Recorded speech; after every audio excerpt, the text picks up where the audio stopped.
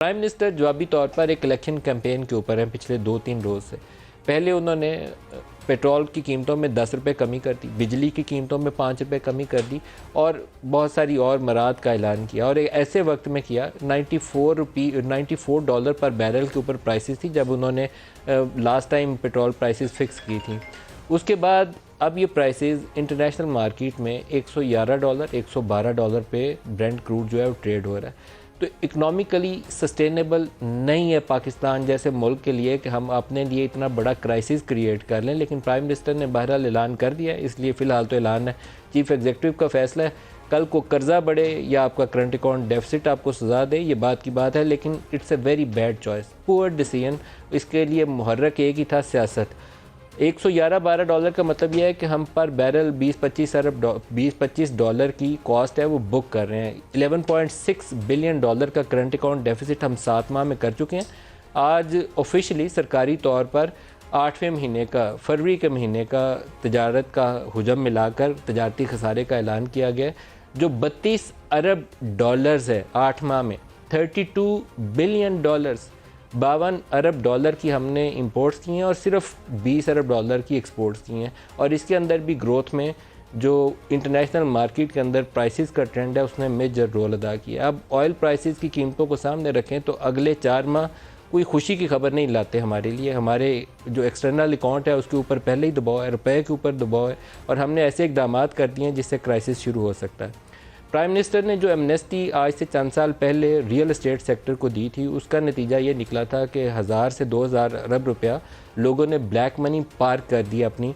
बल्कि बहुत सारी इतलात ऐसी हैं कि लोगों ने कर्ज़े उठाए, ये जो कोरोना के दिनों में स्कीम दी गई थी वर्किंग कैपिटल की और दूसरी रायती नरखों के ऊपर, और उसको भी ये जो स्कीमें थी हाउसिंग स्कीमें रियल एस्टेट सेक्टर के अंदर, उसके अंदर वो पैसा डाल दिया गया। ज़री ज़मीनों को लोगों ने हाउसिंग स्कीमों में कन्वर्ट किया और वो पैसा उसके अंदर पार्क हो गया। अब प्राइम मिनिस्टर की जानिब से एक इंडस्ट्रियल सेक्टर की रिवाइवल के लिए पैकेज का ऐलान किया गया, जो हो सकता है कि ज़्यादा मुस्बत असरात मुरतब करे, क्योंकि इससे जॉब क्रिएशन हो सकती है।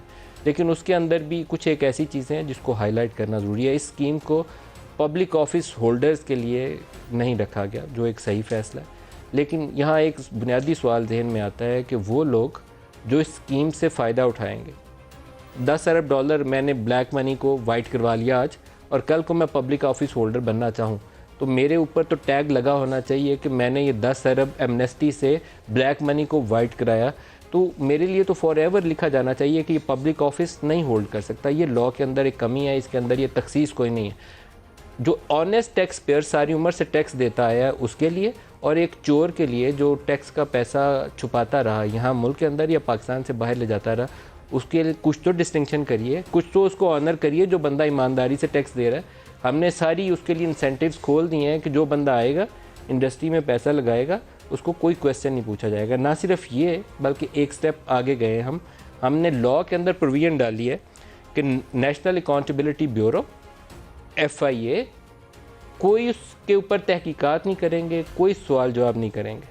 और इससे भी आगे एक स्टेप फर्दर, जिसके ऊपर मुझे शदीद इतराज़ है इस पूरे लॉ के ऊपर। बाकी चीज़ें इंडस्ट्रियल सेक्टर की रिवाइवल के लिए अगर जो भी ये काम करें उसमें नेगेटिविटी 100% कम है as compare to real estate sector. लेकिन ये जो एक अगली इसके अंदर इन्होंने एग्जम्पशन डाली है कि राइट टू इन्फॉर्मेशन के तहत अगर आप इंफॉर्मेशन लेना चाहें तो वो भी नहीं दी जाएगी। भाई क्यों नहीं दी जाएगी? मुझे तो पूरा पाकिस्तानी कौम को ये हक़ हासिल होना चाहिए कि पता चले कि कौन से ऐसे लोग थे जो 100 अरब डॉलर यहाँ से चुरा के बकौल मुराद सईद के पाकिस्तान से बाहर ले गए हुए थे, जो वापस आना है। तो अब वो वापस अगर 100 अरब डॉलर आएगा तो लोगों को बताएं तो सही, वो 100 अरब डॉलर वाइट किसने करवाया?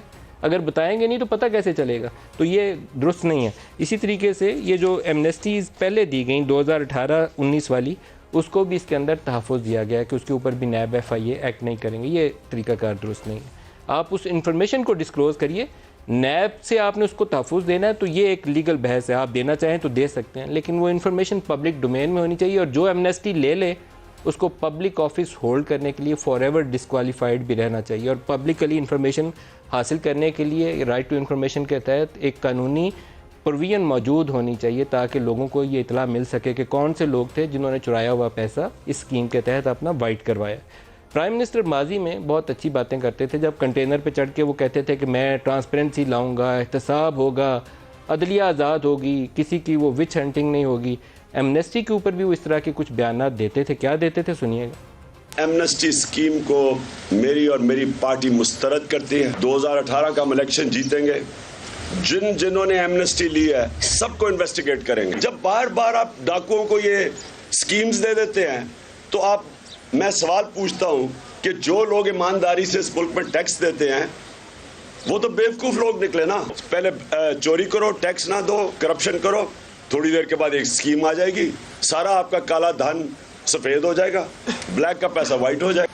ये कौन सी दुनिया देती है इतनी एमनेस्टी स्कीम्स, और कितनी एमनेस्टी स्कीम कामयाब। मुझे अफसोस से कहना पड़ता है कि रूलिंग एलीट अपने लिए एमनेस्टी स्कीम लेके आती है ब्लैक का पैसा व्हाइट करने के लिए, करप्शन को प्रमोट करने के लिए।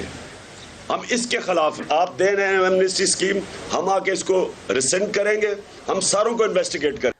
प्राइम मिनिस्टर का बयान बहुत अच्छा है। वो कहते हैं कि बेवकूफ़ लोग हैं जो ईमानदारी से पाकिस्तान में टैक्स देते हैं, और रूलिंग एलीट अपनी करप्शन को हलाल करने के लिए ये स्कीमें लेकर आती है। हमारी हुकूमत आएगी तो हम ये एमनेस्टी ख़त्म करके इन्वेस्टिगेट करेंगे। और प्राइम मिनिस्टर इमरान खान की ही हुकूमत ने FIA और नैब से पूरा तहफ़्फ़ुज़ दिया कि नहीं, आइंदा से इस एमनेस्टी स्कीम को तो बताएंगे नहीं कि इसके अंदर पैसा आया कहाँ से था।